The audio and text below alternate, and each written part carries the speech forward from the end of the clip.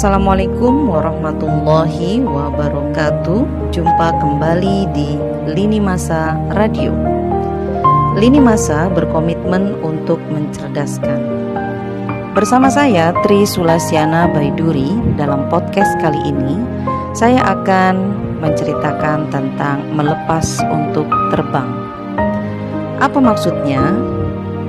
Melepas untuk terbang ini adalah satu gambaran yang dilakukan oleh induk burung ketika akan mengajarkan anaknya untuk bisa melihat dunia lebih luas.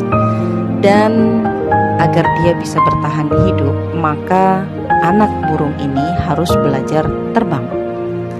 Salah satu cara yang dilakukan oleh induk burung, dan ini menjadi sepertinya satu-satunya cara ya, yaitu mendorong anaknya untuk mau mengepakkan sayapnya.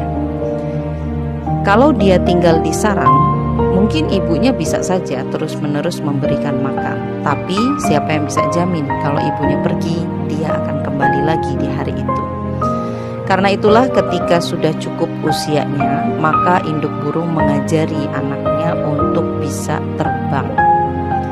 Dan betul saja bahwa ketika si burung kecil itu sudah mulai mengepakkan sayapnya, dia kemudian belajar menangkap hewan lain untuk menjadi makanannya, belajar mempertahankan diri, belajar menyembunyikan diri, dan belajar untuk berlari atau terbang lebih cepat untuk bisa menghindari musuh yang datang. Sebenarnya begitu juga ketika orang tua harus melepaskan anaknya belajar masuk di pesantren ataupun di asrama sekolahnya. Seringkali ini menjadi kegalauan tersendiri. Terus terang saja saya pun mengalami hal itu ketika harus melepas anak saya belajar jauh dari orang tuanya, yang biasanya kita bisa bikin sarapan untuk dia, kita bisa ketemu dia setiap hari, kita bisa menanti dia pulang ke rumah. Tapi ketika sudah memasuki pesantren dan asrama sekolahnya, maka hal itu tidak bisa lagi kita lakukan. Namun ternyata ketika saya membaca-baca artikel di biografinya para ulama sukses, ulama besar, mereka melakukan aktivitas itu, yaitu apa? Menjadi pengembara ilmu. Nah, orang-orang besar mereka tidak ngendon dari lahir sampai matinya di tempat kelahirannya saja. Seperti Imam Al-Bukhari yang lahir di Bukhara. Sekarang namanya kita lebih kenal sebagai Uzbekistan. Beliau mengembara hingga ke Khurasan, lalu ke Baghdad, lalu ke Basrah, yaitu Irak sekarang, lalu ke Damaskus, Al-Quds, dan Fustat. Fustat itu Kairo lama. Lalu Madinah, lalu kembali ke Bukhara dan wafatnya di Samarkand. 7 kota dari berbagai negara saat ini yang beliau kunjungi dalam menuntut ilmu. Padahal saat itu alat transportasi tidak semudah saat ini. Dan kita pun sudah merasakan hasilnya. Hasil dari pengorbanannya Imam Al-Bukhari, yaitu kitab Sahih Al-Bukhari yang sangat luar biasa, sampai sekarang masih menjadi rujukan dan masih menjadi sumber ilmu bagi kita semua. Imam Muslim dari Khurasan ke Basrah, ke Madinah, ke Mekah, ke Tabuk, ke Fustat, ke Damaskus, ke Irak, Tibristan, lalu kembali ke Khurasan. Betul, di zaman sekarang untuk sekedar memperoleh pengetahuan saja, dengan sekedar duduk di rumah pun sebenarnya kita bisa sudah mengakses pengetahuan dari berbagai penjuru dunia.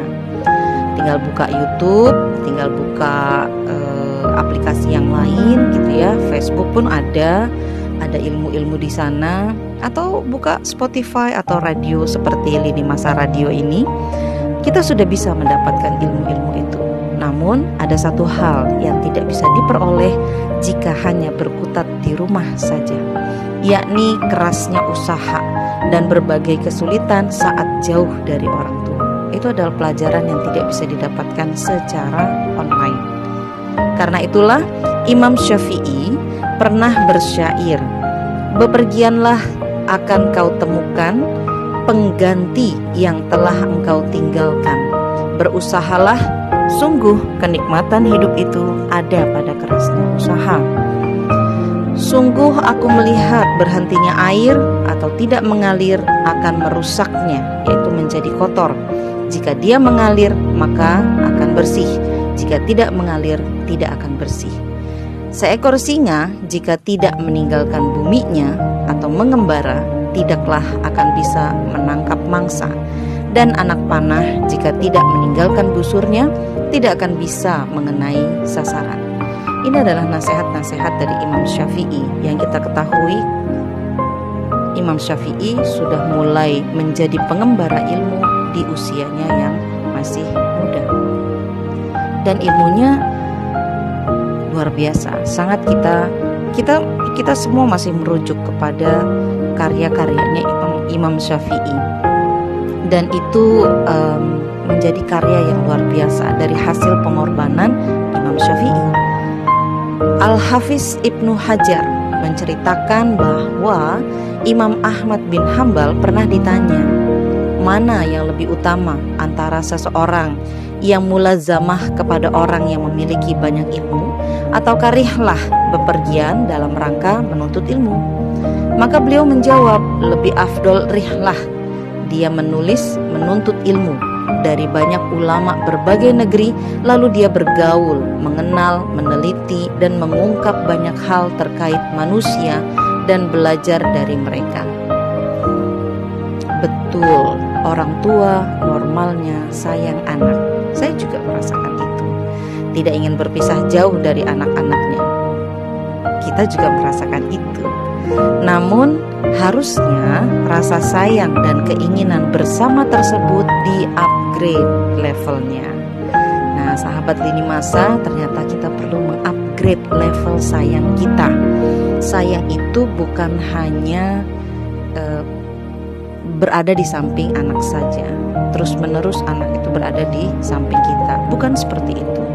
Levelnya sayang kalau anak-anak tidak mendapatkan pengalaman yang lebih dalam menuntut ilmu, dan keinginan bersama kelak di akhirat dalam naungan kasih sayang Allah Ta'ala. Itu level yang harus di-upgrade dari kita. Jadi sayangnya kita kepada anak-anak itu mendidiknya, menjadikannya memiliki bekal untuk siap meluncur keluar dan menghadapi dunia luar sana dan mencari ilmu seluas-luasnya. Seperti seekor induk burung yang melepas anaknya untuk terbang setelah dia berusaha luar biasa dalam memberikan makan anaknya dari sejak menetas sampai anak-anaknya itu mengeluarkan bulu-bulu, yang bulu-bulu itu adalah bulu-bulu dewasa yang siap untuk terbang. Itu adalah salah satu hal yang perlu kita pelajari bersama, yaitu menaikkan upgrade level kita agar membiarkan anak-anak kita menjadi pengembara ilmu dan menjadi seperti ulama-ulama besar yang mendulang ilmu dari berbagai guru, berbagai tempat, dan berbagai wilayah, sehingga menghasilkan suatu karya yang luar biasa. Demikian podcast dari saya, Tri Sulasiana Baiduri. Sampai jumpa di lain podcast berikutnya.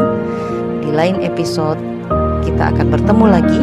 Billahi taufiq wal hidayah. Assalamualaikum warahmatullahi wabarakatuh.